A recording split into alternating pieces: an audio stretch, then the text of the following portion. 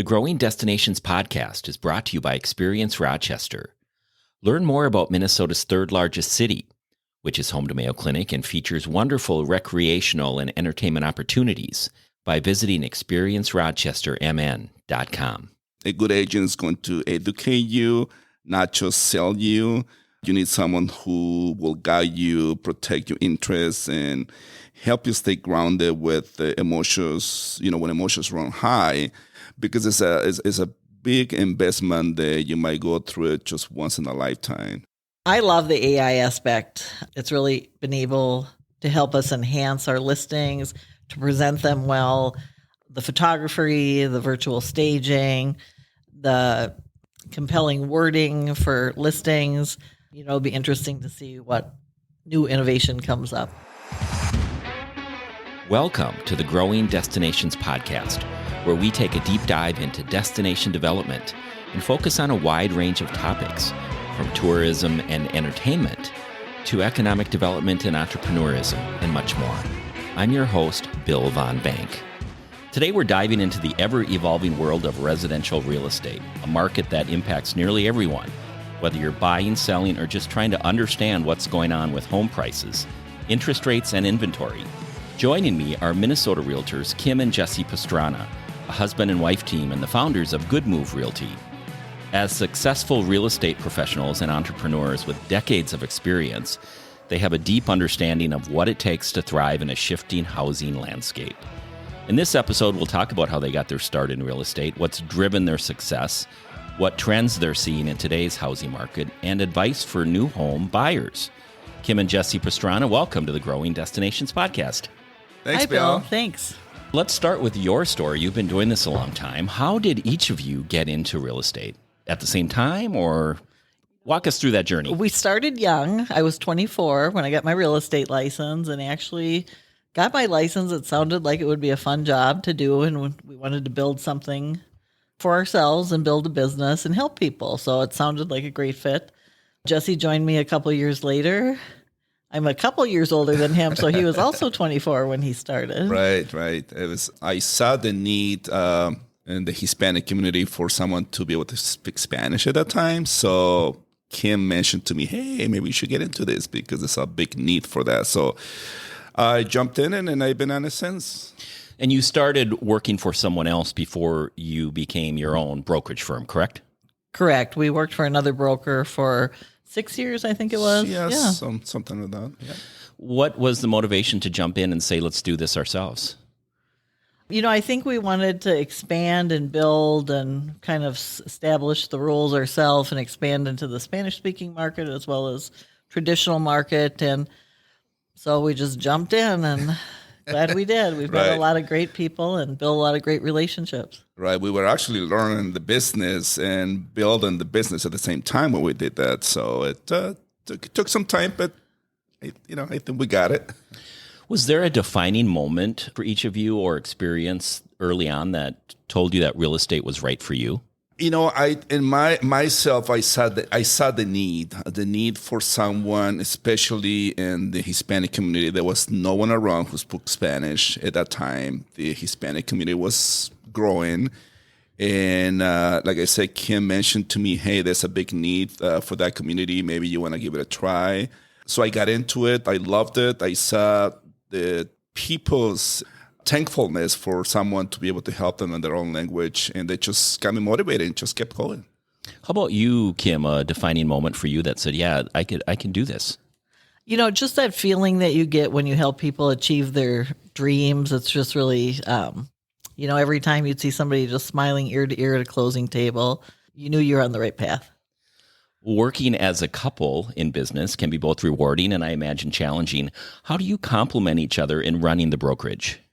Well, Jesse is definitely more of a systems person, and I'd say more of a big picture person. So that's helpful. And we don't have it completely figured out together on, big picture versus details, but it works for us. Yeah, we complement each other that way, I guess. What were some of the early challenges you faced when launching your business, and how did you overcome them?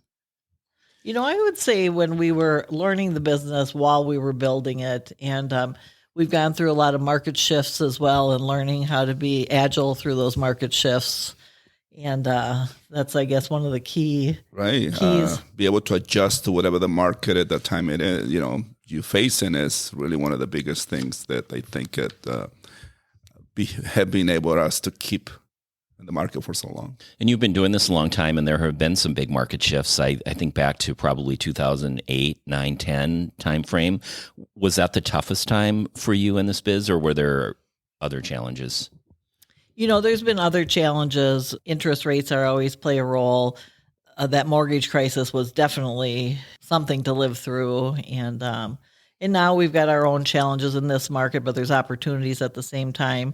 Higher rates, but there is slightly more inventory, but we still have a housing shortage. That was leading into my question about the current state of real estate. You often hear people say, oh, it's a buyer's market or it's a seller's market. Jesse, where are we in that plane? Are we a buyer's market, seller's market, or a combination? It's still a seller's market. I think it's shifting just a little bit versus how it was maybe 2-3 years ago when it was really a seller's market. I think it's adjusting just a little bit, but it's still really a seller's market. And I think Kimm jumped in on that. But I think it's a little bit more opportunities for a buyer right now versus you fighting with 30 other buyers. Maybe now you're fighting 5 buyers. So, but still a good market. How are the interest rates? We're right now in summer of 2025. Well, right. Rates are still up and prices are up. So entering the real estate market for first-time home buyers can be a challenge because the payments are high. And so that's really one of the keys is finding out what your pre-approval is, what you're comfortable for as far as a budget goes, and then really being familiar with those numbers because with the higher prices, the median, for example, Shakopee, Minnesota, $405,000 is the median sale price right now. And with higher rates, that makes a significantly higher house payment. And so you have to know what you're comfortable for and look at the right houses that fit your budget. First-time home buyer is one of the things that I like to tell them is, try to get pre-approved right away, get to know your numbers, get to know your budget. There's always need. You got to put your needs over your want. Make sure you choose a home that fits your lifestyle, commute, long-term goals, etc. And also try to work with the right people. A good agent is going to educate you, not just sell you. You need someone who will guide you, protect your interests, and help you stay grounded with the emotions, when emotions run high, because it's a big investment that you might go through it just once in a lifetime, hopefully more than that, but just feel comfortable who you're working with, I guess. Are you primarily focused on the Minneapolis-St. Paul market area? We're really on the Twin Cities. Our office is located in Edina, but we really go whatever we needed. Rochester, I sold a house at Rochester. I gone all the way up to, I'm trying to figure out what's the farthest north I've gone. But, really whatever you needed is where you go. But, primarily the Twin Cities. Are there any trends or patterns emerging that potential buyers or sellers should be aware of over the next 12 months? Well, I think one of the things that has changed, it used to be people think they could make an offer and negotiate the offer out. In the current market, being it's still a seller's market, putting that best offer forward from the beginning, you're more apt to get the offer if you're in multiple offers. And AI is having an impact on real estate as well. And so, it's been great with the photography and the videos, but sometimes houses aren't really quite what they look at. So I would say still look at them if they're not as pretty online because they might be great. And some of the ones that look really great online might be not quite as good. So keep your mind open to the properties you select to look at. How are you using AI in how you sell? We are, yes. And it's really been great in listing descriptions. And, we use it in a lot of different areas. Virtual staging, floor plans. We can get floor plans really easily and quickly now. So there's a lot of tools that we are currently using with AI. You've built a strong reputation in a competitive industry. How have you done that? Jesse, I know you have from an outreach standpoint, you have a weekly radio show, correct? We do. We have a Wednesday mornings, 8:40 a.m. Spanish radio station in 95.7 La Raza.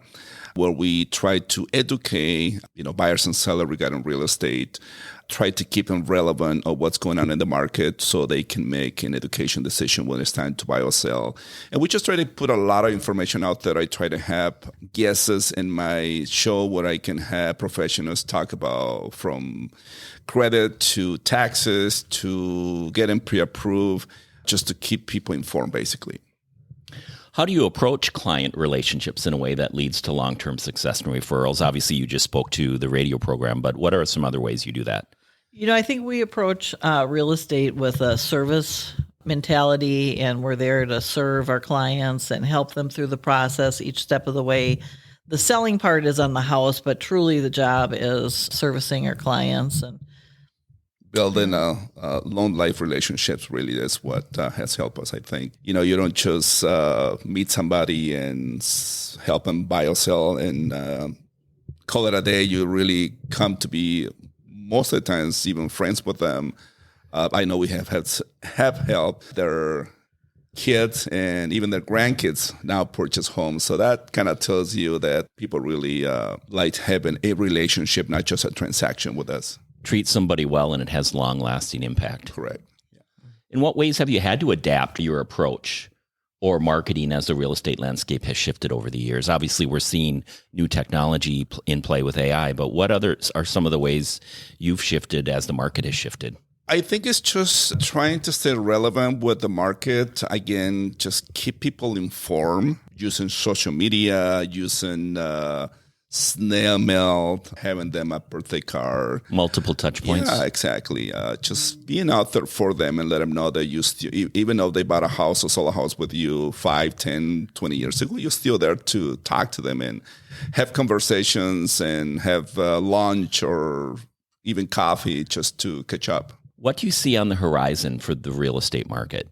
Well, rates are really going to always have a major impact on what's happening with the market. Availability of housing is a really important issue, and we hear a lot of our politicians talk about availability of housing, and so there's a need for rental, but there's, most people want to own a home, and so our legislators helping us in the industry so we can create more housing. Keeping an eye on rates is going to have a big impact. What type of homes are maybe missing from the market right now?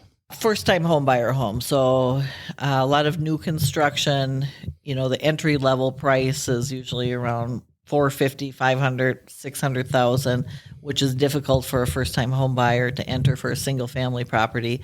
There are some townhomes available for lower price, and that's a fit for some people, and some people it's not a fit for.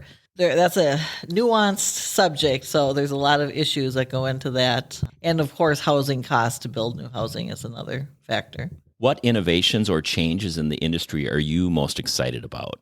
I love the AI aspect. It's really been able to help us enhance our listings, to present them well. The photography, the virtual staging, the compelling wording for listings. It'll be interesting to see what new innovation comes up. Yeah, AI is really make a big changes on a lot of the aspects of the real estate. A lot of people worry that AI is going to take our jobs, but I think as long as you use AI to step on top of the competition, it's actually going to be way better. It's a tool. It's a tool. You joined the real estate industry, Jesse, as somebody who felt like there was a need to help the Hispanic population. Do you have more competition now? Do you still see that that's a big part of your business? I do. Now, funny you talk about that, but that market has actually changed a lot. In the beginning, it was a lot of first-generation Spanish speakers who needed help. Now you're starting to see second, third generation who not necessarily need the Spanish part anymore because, they all speak English just fine, way better than me. But they still want to have that connection somehow, someone they can maybe relate to. So how are you preparing Good Move Realty for continued success in a changing market?